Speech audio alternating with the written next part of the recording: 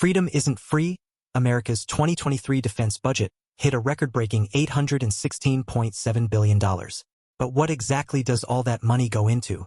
Surprisingly, not just weapons. Over $12.6 billion is simply to cover inflation.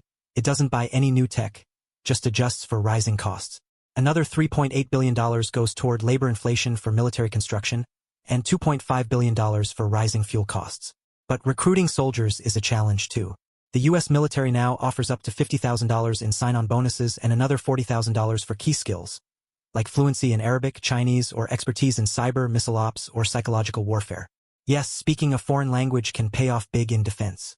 The U.S. National Defense Strategy focuses on four main goals: defending the homeland, deterring global aggression, prevailing in active war zones, and building a resilient, tech-forward defense ecosystem. The main competitor? China. And the U.S. plans to counter it with next-gen technology, AI, nanotech, stealth, and cyber capabilities. Let's talk nukes and space.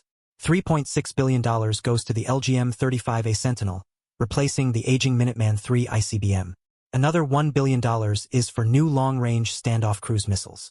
The Columbia-class nuclear subs cost $6.3 billion, while $1.7 billion extends the life of Trident II nuclear missiles.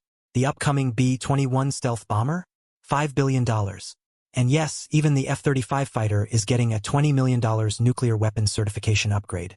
In space, America is investing $4.7 billion in a new space-based missile warning system, $1.8 billion in GPS-3 satellites, and $1.6 billion in classified space payloads.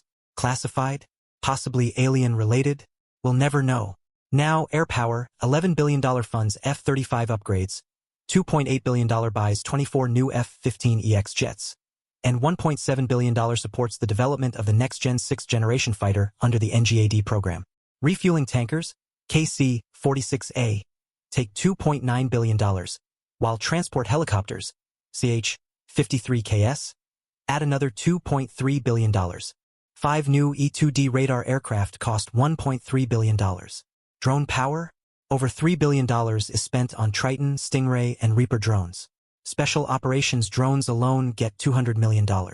On the seas, the Navy gets $7.3 billion for 2 new Virginia-class attack submarines, $5.6 billion for 2 Arleigh Burke-class destroyers, and $3.2 billion for Ford-class aircraft carriers. Constellation-class frigates cost $1.3 billion, and San Antonio-class amphibious ships take $1.8 billion. The America-class assault ship gets $1.1 billion, and $300 million is going to develop autonomous, uncrewed surface vessels.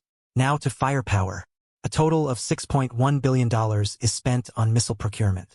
That includes $1 billion for 581 JSSM cruise missiles, $500 million for 88 long-range anti-ship missiles, LRASM, and $812 million for over 4,700 GMLRS rockets for HIMARS.